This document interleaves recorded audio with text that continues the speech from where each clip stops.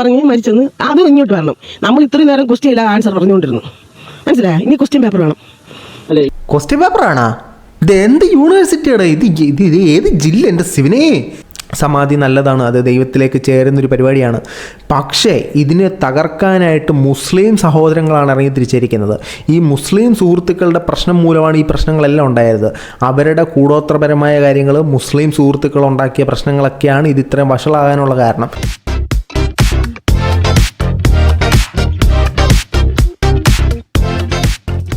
എല്ലാ പ്രിയ സുഹൃത്തുക്കൾക്കും പുതിയൊരു വീഡിയോയിലേക്ക് ഹാർദവമായ സ്വാഗതം.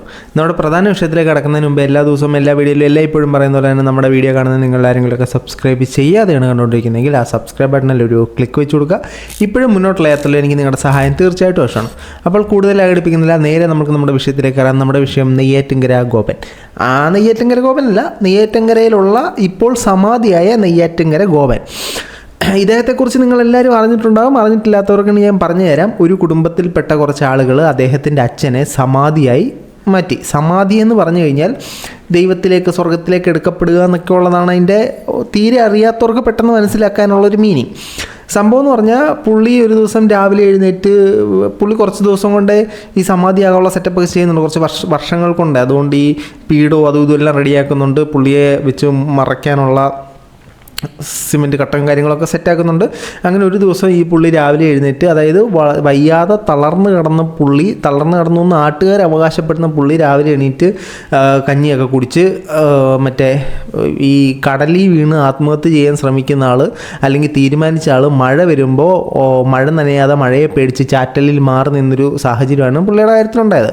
അതായത് പുള്ളി സമാധിയായി മരണത്തെ വഹിക്കാൻ തീരുമാനിച്ചു. അതിനുശേഷം പുള്ളി BP-യുടെ മരുന്ന് കഴിച്ചു, ഷുഗറിൻ്റെ മരുന്ന് കഴിച്ചു, വയറ് നിറച്ച് ആഹാരം കഴിച്ചു. എന്നിട്ട് അദ്ദേഹം പോയി സമാധിയായി.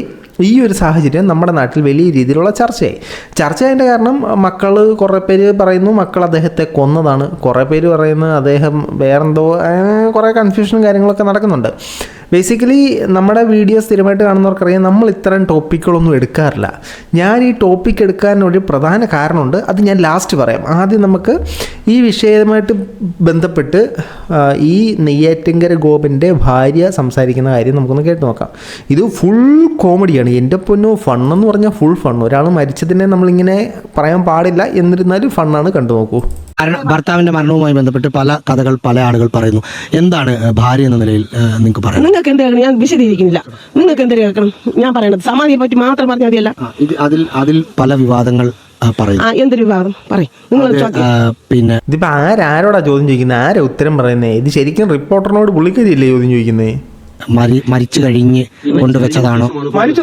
മരിച്ചെന്ന് ഞാൻ ആര് പറഞ്ഞു മരിച്ചെന്ന് അതും ഇങ്ങോട്ട് വരണം. നമ്മൾ ഇത്രയും നേരം ക്വസ്റ്റ്യൻ ഇല്ല ആൻസർ പറഞ്ഞുകൊണ്ടിരുന്നു. മനസ്സിലായി? ഇനി ക്വസ്റ്റ്യൻ പേപ്പർ വേണം. ക്വസ്റ്റ്യൻ പേപ്പറാണോ? ഇത് എന്ത് യൂണിവേഴ്സിറ്റിയാണ്? ഇത് ഏത് ജില്ല? എൻ്റെ ശിവനെ, ക്വസ്റ്റ്യൻ പേപ്പർ വേണം. അപ്പോൾ ഇത്രയും നാളും ഉത്തരം കയ്യിലുണ്ടായിട്ട് ക്വസ്റ്റ്യന് വേണ്ടി വെയിറ്റ് ചെയ്യായിരുന്നു. അപ്പോൾ കുറച്ച് ഉത്തരങ്ങൾ കയ്യിലുണ്ട്. ക്വസ്റ്റ്യൻ പേപ്പർ കിട്ടിക്കഴിഞ്ഞാൽ കറക്റ്റായിട്ട് മാച്ച് ചെയ്ത് സിങ്ക് ചെയ്ത് വെച്ചാൽ അതോ ഇനി മറ്റേ ബിറ്റ് എഴുതി വെച്ചേക്ക് വേണമെന്നും അറിയത്തില്ല. എന്നിരുന്നാലും ക്വസ്റ്റ്യൻ പേപ്പർ ലീക്ക് ചെയ്ത് കൊടുക്കൂ. ഇനി അമ്മച്ചി വല്ല PSC എഴുതി ആണോന്ന് അറിയത്തില്ല. നിങ്ങൾ ചോദിക്കണം, ഇനി എഴുതണം. നമുക്ക് മരിച്ചെന്ന് ഞാൻ ആര് പറഞ്ഞു? ഒരിക്കലും ഇല്ല.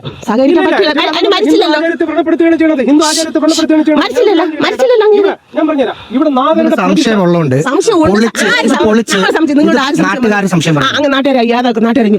നാട്ടുകാരെ കൊണ്ടുവന്നിട്ട് നീ ഇനി ബാക്കി ഇവിടെ പൈലുകളെ വെച്ചിട്ട് പരിപാടി നടത്തിയാൽ മതി. ഫസ്റ്റ് ആ സംശയം പറഞ്ഞ നാട്ടുകാരനെ കൊണ്ടുപോവാ. ഞാൻ സംശയം പറഞ്ഞു, പക്ഷെ ട്രാവൽ ചെയ്യാൻ പറ്റുന്നൊരു ശാരീരിക അവസ്ഥയിലല്ല ഞാൻ, അതുകൊണ്ട് വരാൻ പറ്റത്തില്ല. സോറി, ക്ഷമിക്കുക. ഇത് പൊളിച്ച് പോസ്റ്റ്മോർട്ടം നടത്തണം എന്നാണ് പോലീസ് പറയുന്നത്. എന്താണ് അമ്മയ്ക്ക് പറ്റൂല? സമാധി ഒരു തരം, സമാധി 2 തരം, സമാധി 3 തരം.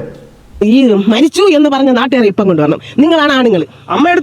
ഇപ്പം കൊണ്ടുവരണം. മരിച്ചെന്ന് പറഞ്ഞാൽ വാ. മരിച്ചതല്ല, പുള്ളി സമാധിയായി ഭഗവാനിലേക്ക് ചേർന്നതാണ്, ഇഴുകി ചേർന്നതാണ്, മരിച്ചതല്ല. ശ്വാസം നിലച്ചാലും പുള്ളിയുടെ ആത്മാവ് ജീവിക്കും. അതായത് ഇപ്പോൾ നമ്മൾ നോക്കുകയാണെങ്കിൽ ക്രിസ്ത്യ മതത്തിൽ, ഹിന്ദു മതത്തിലേക്കുള്ള വിശ്വാസമാണ്. ക്രിസ്ത്യ മതത്തിൽ ഇതിന് ശേഷം മറ്റൊരു ലോകം ഉണ്ടെന്നുള്ള സാധനം ഇത് എല്ലാ മതവിശ്വാസത്തിലും ഉണ്ടല്ലോ. കാരണം ഇവിടെ കണ്ട തോന്നിയാസൊക്കെ കാണിക്കാതിരിക്കാൻ വേണ്ടി ചില നല്ല പാതയിൽ നടക്കാനായിട്ട് ഇതിന് ശേഷം വലിയെന്തോ ഉണ്ടെന്നൊക്കെ ഉള്ള രീതിയിൽ എല്ലാ മതത്തിലും പറയുന്നുണ്ട്. വിശ്വസിക്കുന്നവർക്ക് വിശ്വസിക്കാം, വിശ്വസിക്കാത്തവർക്ക് വിശ്വസിക്കേണ്ട. ഞാൻ വിശ്വസിക്കുന്നു. മരിച്ചു കൊണ്ടുവന്ന നിങ്ങൾ ക്വസ്റ്റ്യൻ ഞാൻ ആൻസർ പറയാം. നിങ്ങൾ ക്വസ്റ്റ്യൻ ഞാൻ ആൻസർ പറയാം. നടന്നുപോയി അദ്ദേഹം അവിടെ ഇരുന്നും സമാധിയായി. സത്യമാണ്. ശിവൻ പൂജ അങ്ങനെ കളരി പരമ്പര ദൈവങ്ങളാണ് ആ പറഞ്ഞത് സത്യമാണ്. പക്ഷേ പുള്ളിക്കാരന് വയ്യാതെ എഴുന്നേക്കാൻ പറ്റാതെ കിടക്കുകയാണെന്നാണ് നാട്ടുകാർ പറയുന്നത്. പിന്നെ എനിക്ക് പൊതുവേ നാട്ടുകാരെ കുറിച്ച് വലിയ അഭിപ്രായമൊന്നുമില്ല. എൻ്റെ പരിചയത്തിലുള്ള നാട്ടുകാരൊക്കെ എനിക്ക് പണി തരുന്ന നാട്ടുകാരാണ്. ഈ സമാധി എന്താണെന്നൊക്കെ വ്യക്തമായിട്ട് കേൾക്കാൻ പോയി കഴിഞ്ഞാൽ നമ്മുടെ കിളി പേർന്ന സാധനമാണ്. എന്നിരുന്നാലും ഇതിനെക്കുറിച്ച് കൂടുതലായിട്ട് അറിയാൻ അറിയാൻ താല്പര്യമുള്ള ആളുകൾക്ക് വേണ്ടി സമാധി എന്താണ് എന്ന് അതിനെക്കുറിച്ച് അറിയാവുന്ന ആൾ പറയുന്നത് കേട്ടിട്ട് നമുക്ക് ബാക്കി കേൾക്കാം. ശേഷിക്കുന്നത് സമ്യക് സമാധി എന്ന് പറയുന്ന ഒരു അവസ്ഥയെക്കുറിച്ചിട്ടാണ്. സമാധി, മോക്ഷം എന്നൊക്കെ കേൾക്കുമ്പോൾ നാം മരണത്തെയാണ് ഉദ്ദേശിക്കുന്നത്. സമാധിയും മോക്ഷവും മരണമല്ല, അത് ജീവിതം തന്നെയാണ്. സമ്യക് സമാധി എന്താണത്? അത് ജീവിതത്തിൻ്റെ ശരിയായ ഇരിപ്പിടം തേടലാണ്.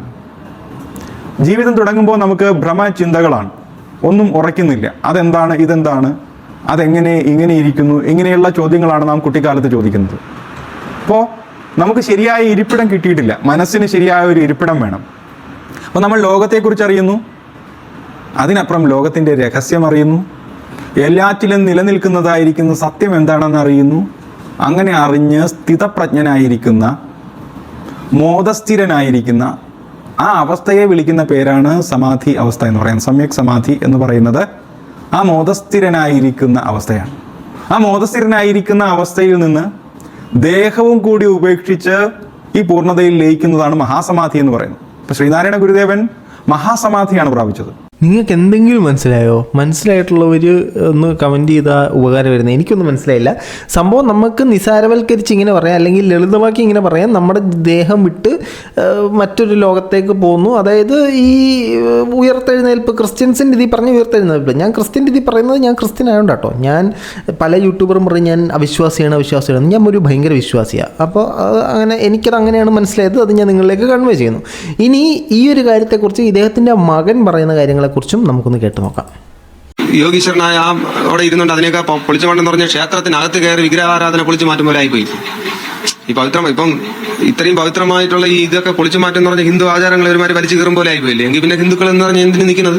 ഹിന്ദു എന്ന് പറയണതേ ഇനി കാണൂല്ലെങ്കിൽ ഇതാണ് ആർക്ക് സമാധിയാവാനും പറ്റത്തില്ലല്ലെങ്കിൽ ആർക്കും സമാധിയാകാനും പറ്റത്തില്ലല്ലോ. എങ്കിൽ ഇപ്പോൾ ഈ സമാധിയാകുക എന്ന് പറഞ്ഞാൽ നിങ്ങൾ യൂട്യൂബിൽ കയറി നോക്കിക്കഴിഞ്ഞാൽ ഈ സമാധിയിൽ നിന്ന് തന്നെ അടിച്ചു നോക്കിയാൽ മതി, കാണും ഒരുപാട് സന്യാസിമാരൊക്കെ ചേർന്ന് നിന്ന് അല്ലെങ്കിൽ ഒത്തിരി ആളുകൾ ചേർന്ന് ഫോട്ടോ എടുക്കും, ആളിങ്ങനെ ഇട്ട് മൂടുന്ന ഒരു സാഹചര്യമൊക്കെ നിങ്ങൾക്ക് യൂട്യൂബിൽ കാണാൻ സാധിക്കും.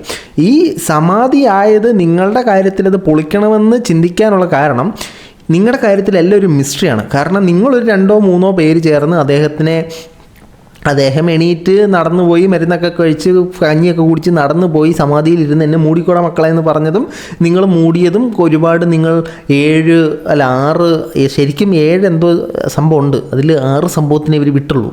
അങ്ങനെ സമാധിയിലേക്ക് ലയിപ്പിച്ചു എന്നൊക്കെ ഇവർ തന്നെ അങ്ങ് പറയുന്നു. ഇവർ തന്നെ പോസ്റ്റർ അടിച്ച് നോട്ടീസ് അടിച്ച് ഒട്ടിക്കുന്നു. അതായത് 2 സാധ്യതകളാണ് ഇതിലുള്ളത്. ഒന്നെങ്കിൽ ഇവർക്ക് മൂടിഞ്ഞ ബുദ്ധിയില്ലായ്മയാണ്. ഇവർ അദ്ദേഹത്തെ നൈസായിട്ട് ക്ലോസ് ചെയ്തിട്ട് സ്വത്തിന് വേണ്ടിയിട്ടോ മറ്റെന്തെങ്കിലും തർക്കത്തിന് വേണ്ടിയിട്ടോ ചെയ്ത പരിപാടിയാണ്. അല്ലാത്ത പക്ഷം ഇവർക്ക് ഭക്തി വല്ലാണ്ട് കൂടി സൈക്കോ ഐഡിയംസാണ്. ഇതിലെന്തെങ്കിലും ഒന്ന് ഉറപ്പാണ്. പുള്ളിക്കാരൻ വയ്യാതെ കിടക്കുകയാണെന്നാണ് നാട്ടുകാർ പറയുന്നത്, നടക്കാനുള്ള സാധ്യതയില്ല എന്നാണ് നാട്ടുകാർ പറയുന്നത്. പക്ഷേ ഇവരവകാശപ്പെടുന്നത് പുള്ളിക്കാരൻ തനിയെ എണീറ്റ് പോയി അതായത് ഇത് ഇന്നും ഇന്നലെ തുടങ്ങിയ പ്രോസസ്സല്ല. ഇവിടെ ഈ ജ്ഞാനപീഠമോ എന്തൊരു പീഠം ഉണ്ടല്ലോ, പദപീഠമോ എന്തോ ഒരു സാധനം, അതായത് ഈ പുള്ളിക്ക് ഇരിക്കാനുള്ളൊരു സാധനം. കാരണം എനിക്ക് ഹിന്ദു ടേംസ് ഒന്നും കിട്ടുന്നില്ല കേട്ടോ, അത് നിങ്ങളങ്ങ് ക്ഷമിച്ചുതരാം. ആ സാധനം പണിഞ്ഞു, അവിടെ സിമെൻറ്റ് വെച്ചൊരു പുള്ളി സമാധിയാകാനുള്ള സാധനമൊക്കെ പണിഞ്ഞു. അത് ഈ മക്കളോ അതോ അദ്ദേഹത്തിൻ്റെ താല്പര്യത്തോടെ ഇതൊരു 6-7 മാസം കൊണ്ട് എന്തോ ഏറ്റവും മിനിമം 6 മാസം കൊണ്ടെങ്കിലും അങ്ങനെ ഒരു കൺസ്ട്രക്ഷൻ അവിടെ നടക്കുന്നുണ്ട്.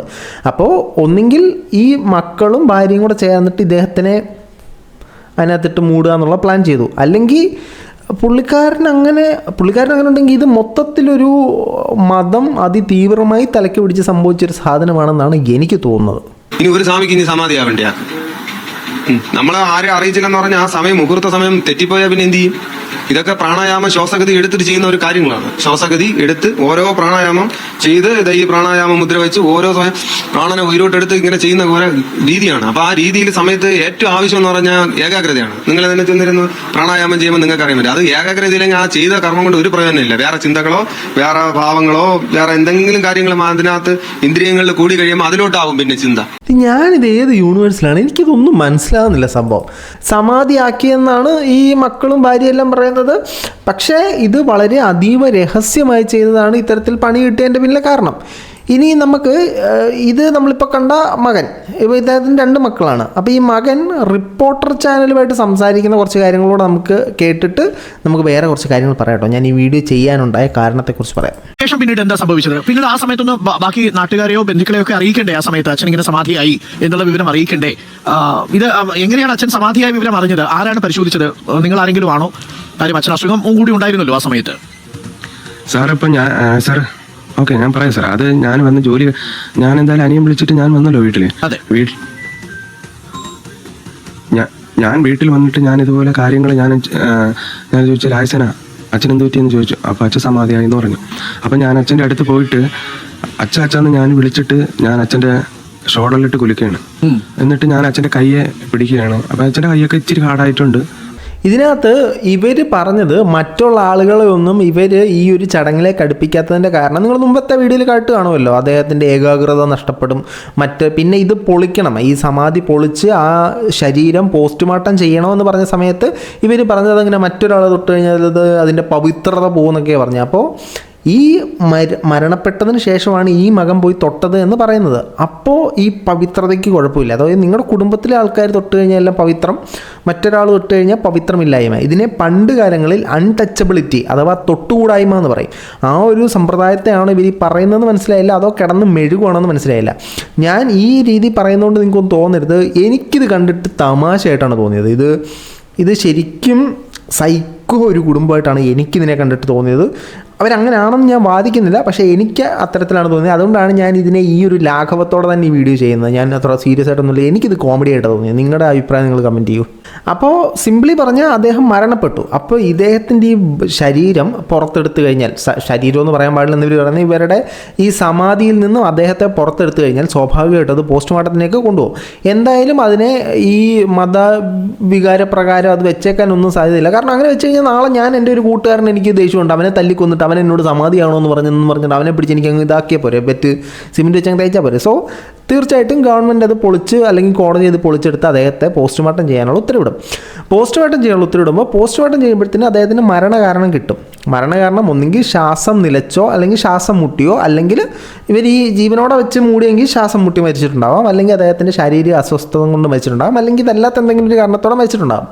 സ്വാഭാവിക മരണമല്ലാത്ത പക്ഷം ഇവരെല്ലാം ഉള്ളിപ്പോവും. അതാണ് ഇതിനകത്ത് സംഭവിക്കാൻ പോകുന്നൊരു കാര്യം.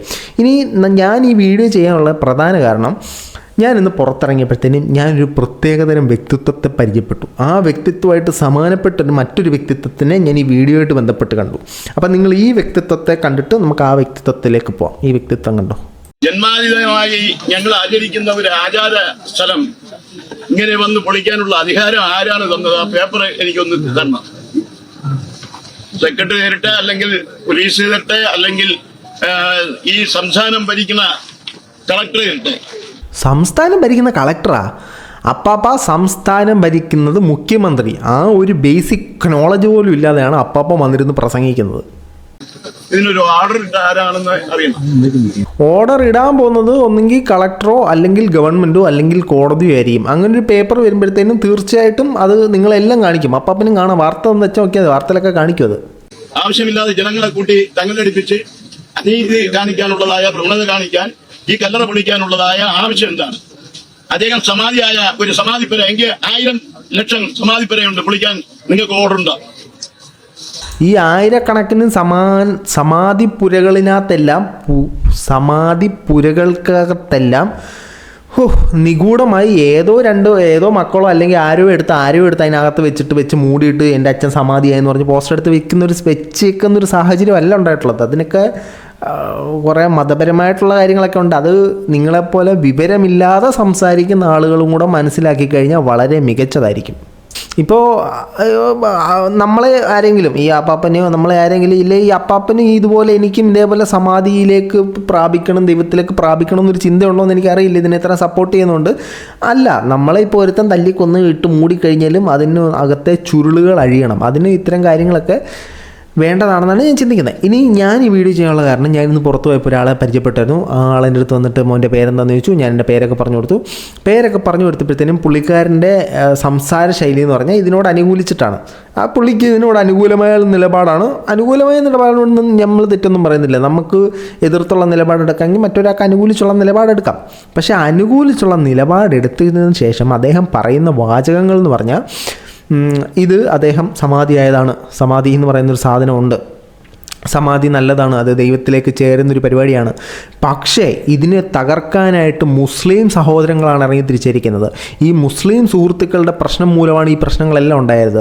അവരുടെ കൂടോത്രപരമായ കാര്യങ്ങൾ, മുസ്ലിം സുഹൃത്തുക്കൾ ഉണ്ടാക്കിയ പ്രശ്നങ്ങളൊക്കെയാണ് ഇത് ഇത്രയും വഷളാകാനുള്ള കാരണം. മുസ്ലിം മറ്റേ റിസ്റ്റുകൾ ഉള്ളതുകൊണ്ടാണ് ഈ പ്രശ്നങ്ങളെല്ലാം ഉണ്ടായിട്ടുള്ളത്. മുസ്ലിംസാണ് ഈ നാടിനെ കുട്ടിച്ചോറാക്കുന്നത്. ഈ തരത്തിലാണ് പുള്ളിക്കാരൻ സംസാരിച്ചുകൊണ്ടിരിക്കുന്നത്. അതിനുശേഷം ക്രിസ്ത്യാനികളെയും കുറ്റം പറഞ്ഞു. അപ്പോൾ എൻ്റെ പേര് മനു എന്ന് മാത്രം കേൾക്കുമ്പോഴത്തേനും ഞാനൊരു ഹിന്ദു എന്ന രീതിയിൽ തെറ്റിദ്ധരിക്കുന്നുണ്ടാകാം പുള്ളിക്കാരൻ ഇങ്ങനെ പറഞ്ഞത്. പുള്ളിക്കാരൻ്റെ വിവരമില്ലായ്മയെ ഞാൻ അംഗീകരിച്ചു. ഞാനെല്ലാം കേട്ടോണ്ടിരുന്നു, ഞാനൊന്നും തിരിച്ചു പറഞ്ഞില്ല.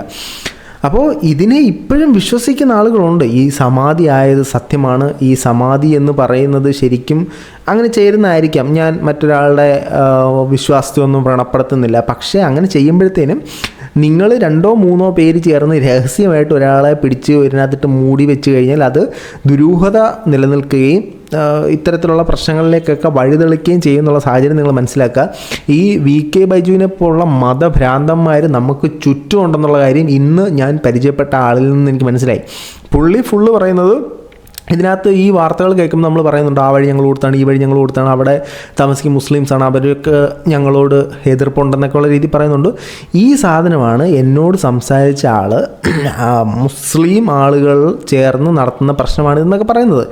അപ്പം നിങ്ങൾ ആലോചിക്കുക, നാളെ ഒരു ദുരൂഹ സാഹചര്യത്തിൽ നിങ്ങളാരെങ്കിലും മരണപ്പെടുകയാണെങ്കിൽ, അല്ലെങ്കിൽ നമ്മളാരെങ്കിലും മരണപ്പെടുകയാണെങ്കിൽ, നമ്മളെ പിടിച്ചൊരു കുടിയിലിട്ട് മൂടിയിട്ട് അദ്ദേഹം സമാധിയായി, എന്നോട് പറഞ്ഞിട്ടുണ്ടായിരുന്നു ആരെയും വിളിക്കാതെ സമാധിയിലേക്ക് നിദ്ര പ്രാപിക്കാനായിട്ട് ഞാൻ സഹായിച്ചാണ് എന്നൊക്കെ പറഞ്ഞു കഴിഞ്ഞാൽ അകത്ത് കിടക്കും എൻ്റെ പൊന്നു ചേട്ടന്മാരെ. സോ നിങ്ങൾ ജീവിക്കുന്നത് 2025 ബോധം വേണം. നിങ്ങൾ സമാധി പ്രാപിച്ചോളൂ, സമാധിയിലേക്ക് പൊക്കോളൂ. നിങ്ങളുടെ മതവികാരത്തെ അന്നും നമ്മൾ വ്രണപ്പെടുത്തുന്നില്ല. പക്ഷേ അങ്ങനെ ചെയ്യുമ്പോഴത്തേനും നിങ്ങൾ കുറച്ച് ആളുകളെയൊക്കെ വിളിച്ച് അതൊക്കെ അറിയിച്ച് നിങ്ങളുടെ കാര്യം സേഫാക്കി ചെയ്യാനുള്ള ഒരു മിനിമം ബോധം നിങ്ങൾ കാണിക്കുക. അപ്പോൾ എൻ്റെ അനുമാന പ്രകാരം ഈ കുടുംബത്തിലെ ആളുകളൊക്കെ അറസ്റ്റ് ആവാനുള്ള സാധ്യത ഉണ്ടെന്നാണ് എൻ്റെ ബുദ്ധിയിൽ മനസ്സിലാവുന്നത്. ഇനി നമുക്ക് എന്താണെന്ന് വെച്ചാൽ കണ്ടറിയാം. നമ്മുടെ ഒരു മതേതര രാജ്യമായിട്ട് ഇനി എന്ത് സംഭവിക്കുമെന്നറിയില്ല. അപ്പോൾ ഇതൊക്കെയാണ് എനിക്ക് വിഷയത്തെക്കുറിച്ചുള്ള അഭിപ്രായം. നിങ്ങളുടെ അഭിപ്രായങ്ങൾ താഴെ കമൻറ്റ് ബോക്സിൽ കമൻറ്റുകളായി രേഖപ്പെടുത്താൻ പറ്റുകയായിട്ടാണ്. ബൈ.